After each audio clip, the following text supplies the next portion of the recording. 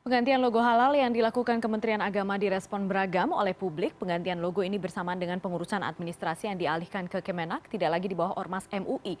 Namun suara kritik bermunculan terhadap logo ini, mulai dari dikatakan terlalu jauh berbeda, tulisan tidak terbaca, hingga bentuk gunungan yang dinilai tidak mewakili keseluruhan Indonesia. Kita berbincang malam hari ini sudah bergabung Bapak Akil Irham, Kepala Badan Penyelenggara Jaminan Produk Halal Kementerian Agama. Pak Akil, selamat sore. Selamat sore Mbak Putri. Selamat sore, Assalamualaikum Pak Akil. Terima kasih sudah bergabung. Dan kemudian ada narasumber satu lagi yang juga bergabung, Pak Muhammad Sirot, pengusaha dan praktisi branding. Pak Sirot, selamat sore. Sore Mbak. Terima kasih, selamat sore sudah bergabung sore hari ini Pak Sirot. Saya ke Pak Akil dulu. Pak Akil, pertanyaan banyak orang sebenarnya. Ini kan sudah kalau tadi dari informasi yang sudah disampaikan, yang kami siapkan, sudah sejak Februari. Tapi urgensinya apa sih sebenarnya penggantian logo ini Pak Akil? Ya, pertama untuk menunaikan amanat regulasi ya. Undang-Undang 33 2014, selaras dengan itu juga PP 39 2021, Ya. mendasarkan PP untuk menentukan status label halal nasional.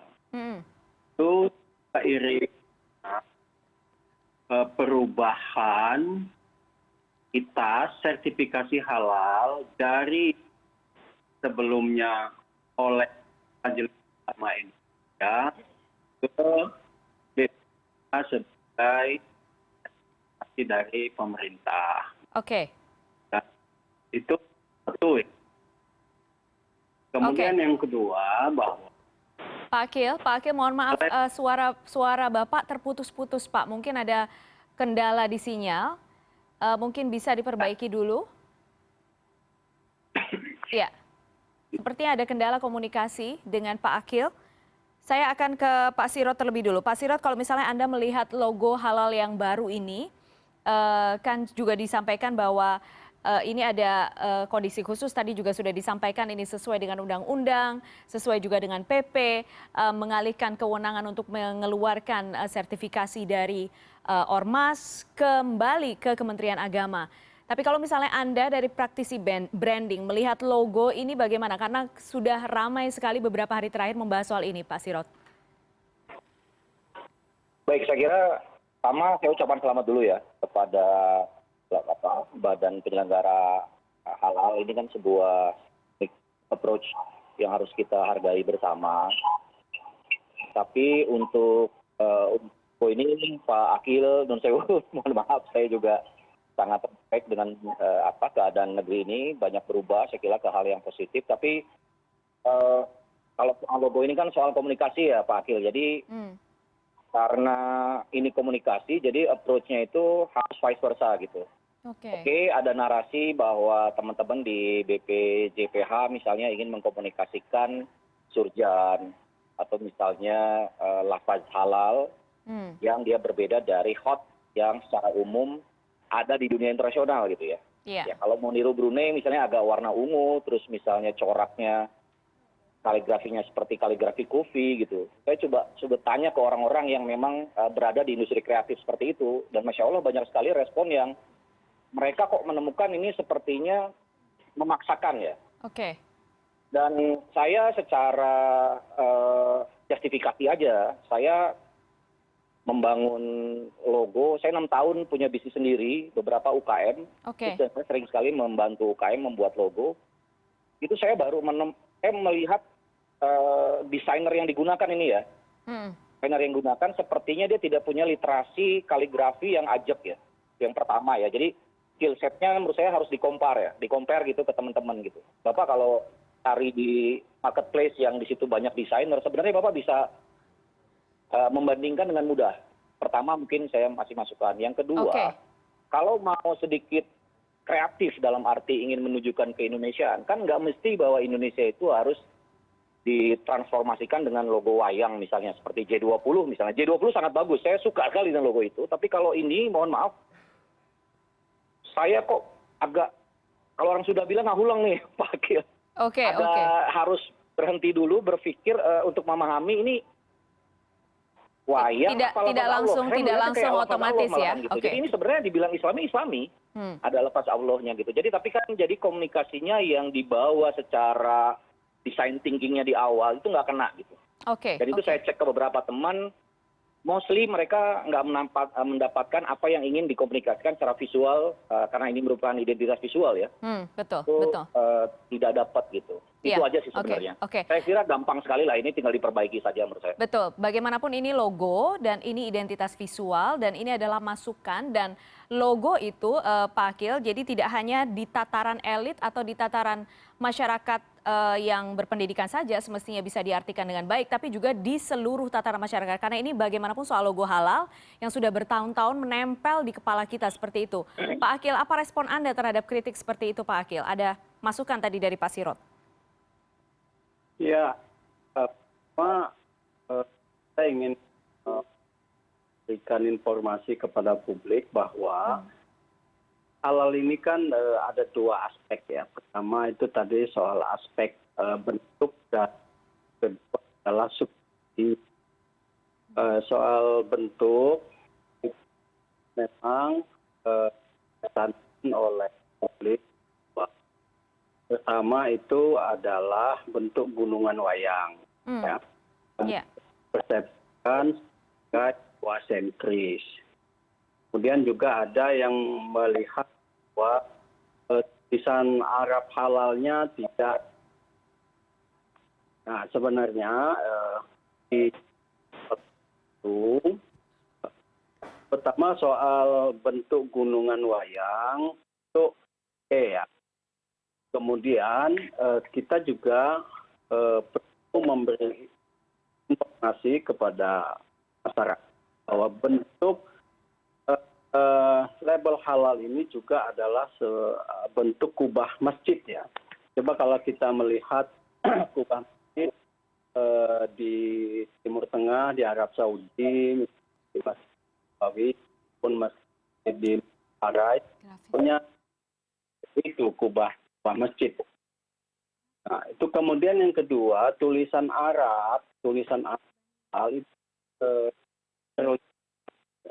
menurut kaligrafi huruf halal di secara vertikal ya, menurut motif lurik ya, yang vertikal yang pernah dicetuskan oleh Sunan Kalijaga di Awakan Islam dengan nah, ini banyak corak yang mendukung nilai untuk mengintegrasikan artefak budaya Nusantara dengan nilai-nilai Islam. Oke. Ini yang dipresentasikan dalam halal ini.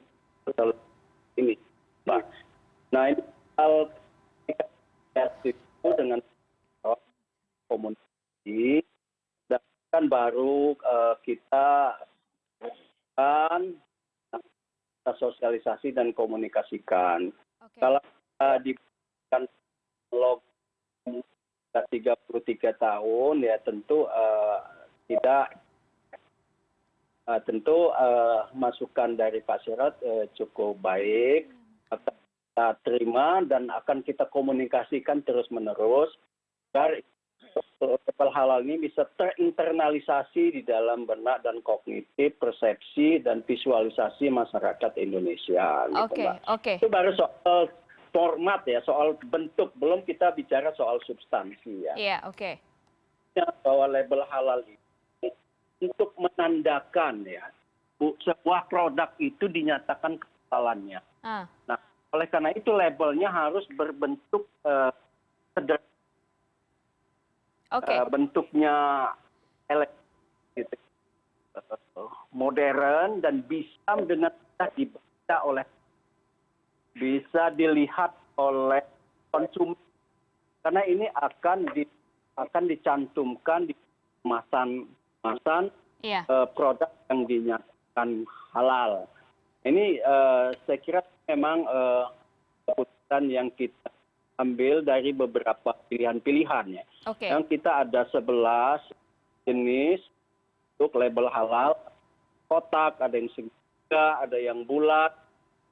Lalu kita pilihan ini setelah kita berdiskusi baik secara internal dan eksternal stakeholder atau aktor untuk mendiskusikan Oke. Baik. hal ini. Baik Pak. Tapi yang secara substantif yang perlu kita. Baik Pak Akil, saya ke Pak Sirot sekarang. Pak Sirot, kalau menurut Anda berapa lama sosialisasi ini harus dilakukan? Ketika orang mendapatkan logo brand baru gitu, kemudian bisa sampai tadi goalnya dari Kementerian Agama adalah tertanam di kognitif, tertanam di pikiran masyarakat gitu. Berapa lama itu bisa dilakukan? Dan seberapa masif sosialisasi harus dilakukan? Baik, sebelum ke sana Mbak, saya ingin menjelaskan mengenai bagaimana mengkreasi logo ya. Jadi kalau saya tangkap ini sepertinya BPJPH ini banyak muatan ya, sehingga logonya cenderung rumit, tetapi bangunan komunikasi visualnya itu terlalu sederhana. Oke. Itu problem ya. Saya paham ini karena untuk diaplikasikan ke label makanan, jadi disederhanakan, tapi ternyata tidak mewakili kan. Yang kedua, filosofi itu boleh, tapi juga harus praktikal juga karena ini kita bukan mau bikin lukisan dinding di masjid ya. Kita mau bikin applied art gitu loh. Artistik boleh tapi harus applied gitu loh. Ini ke kemasan-kemasan kan yang itu akan diekspor ke mana-mana. Jadi orang luar negeri juga harus paham dalam tanpa dia belajar dulu mengenai logo ini gitu. Terus ada sisi lampau dan kebaruan ya. Boleh yang mendesainnya orang-orang yang katakanlah generasi baby boomers, kesenial seperti saya, tapi juga yang milenial yang dia berangkat, dia masuk minimarket, dia beli misalnya ya makanan kecil-kecil ringan, dia harus paham itu udah ada halalnya misalnya. Nah terus demografi tadi ya, usia juga masuk, label, itu juga harus dipertimbangkan karena dalam ilmu branding itu, demografi itu sebelum targeting itu kita harus merangkum ini mana aja nih sasaran market. Dan untuk label halal itu memang range usianya kan tidak hanya berputar pada orang-orang yang dewasa gitu. Yang muda pun bahkan menurut saya kalau sekarang demografi kita banyakkan di millennials harusnya lebih kekinian kalau mau ngomongin itu. Saya bisa adu argumen. Nah yang terakhir effort untuk komunikasi begini. Ketika kita melawan arus halal itu membangun karakter font yang sangat khas yang tadi, yang sangat artistik tadi gitu. Itu kan melawan pakem ya. Iya. Gitu. Kalau kita lihat Brunei, dia melakukan seperti itu. Saya lihat karena mereka nggak punya brand seperti kita di fast moving consumer goods. Ya contoh misalnya mie instan, kita punya pabrik di mana-mana itu, di Arab Saudi di mana gitu. Iya. Jadi banyak produk yang asli Indonesia diekspor dan itu di industri makanan minuman, Bapak mungkin Ibu bisa diskusi dengan Pak Adil Esukman, senior saya di Gapmi misalnya ya. Iya. Itu menjadi problem kalau menurut saya gitu loh. Jadi, perubahan ini gitu ya, komunikasinya panjang ya. Waktu untuk berkomunikasinya itu harusnya gitu, itu tidak memakan waktu setahun 2 tahun. Oke. Artinya dialektika pertentangan tuh boleh ya. Logo tuh berubah wajar Mbak. Ada penolakan. Saya sering ngebangun itu. Bahkan ownersnya yang berbeda-beda itu penolakan itu wajar. Suka-suka mereka karena mereka punya logo. Iya. Tapi ini it's different. Sosialisasinya gitu, berarti berapa lama ini? Halal itu adalah sesuatu yang menjadi seperti pakem gitu. Halal itu sudah gampang dikenali di makanan dimanapun gitu loh. Seperti kosher kalau di Yahudi gitu. Jadi ini Pak Menteri mungkin teman-teman desainnya mestinya juga punya latar belakang orang-orang yang disertifikasi halal misalnya. Atau ada misalnya pakar di samping beliau gitu loh. Jadi jangan juga, kalau menurut saya ini terlalu kreatif sih. Gitu aja sih Mbak. Jadi kalau memang BPJPHP punya budget yang tak terbatas dan punya waktu tak terbatas, ya monggo saya bantu gitu. Tapi rasa-rasanya kok sayang sekali Pak effortnya gitu ya. Ini kalau menurut saya mendingan ambil aman aja lah Pak gitu. Jadi kita ini masyarakat juga jangan terlalu dibuai oleh hal yang menurut saya nggak kontraproduktif. Terima kasih. Oke, baik. Terima kasih Pak Sirot. Saya ke Pak Akil terakhir. Pak Akil, dengan kontroversi atau masukan soal desainnya ini, apakah ada kemungkinan dari Kementerian Agama untuk merevisi desain tersebut? Kita masih belum masuk soal perbedaan pengurusan dan administrasi dan lain sebagainya, karena yang terbaru MUI juga mengatakan masih tetap berwenang mengeluarkan sertifikasi halal. Ya, Saya kira satu hal yang lumrah ya dan wajar, ada hal yang kan respon publik ya. Respon publik itu juga kita harus terima secara terbuka. Itu ada rasa ingin tahu yang lebih mendalam sebenarnya apa sih label halal ini. Dan untuk itu maka kita diawali dengan memperkenalkan label halal ini, ya kan. Tak kenal maka tak sayang ya. Harus kita kenalkan PDKT dulu, pendekatan dulu, sosialisasi dulu, ya sambil terus ini akan proses finalisasi. Oke. Itu adalah bagian dari komunikasi yang akan kita lakukan ya, yang akan lakukan ke publik. Khususnya para pelaku usaha yang nantinya bahwa label halal ini akan digunakan sebagai tanda di kemasan produknya. Baik. Produknya ini memang label halal ini bukan hanya terbatas kepada produk-produk makanan, makanan, minuman, dan obat-obatan, penggunaan. Iya. Oke, baik, Pak Akil, terima kasih banyak sore hari ini sudah bergabung di CNN Indonesia Newsroom. Sayang sekali waktu kita singkat, tapi semoga sudah bisa memberikan jawaban atas apa yang kritik yang disampaikan oleh masyarakat selama ini. Pak Akil Irham, Kepala Badan Penyelenggara Jaminan Produk Halal Kementerian Agama, terima kasih. Juga ada Muhammad Sirot, pengusaha dan praktisi branding. Terima kasih Bapak-Bapak, sehat selalu. Terima kasih Pak Sirot, terima kasih Mbak Putri.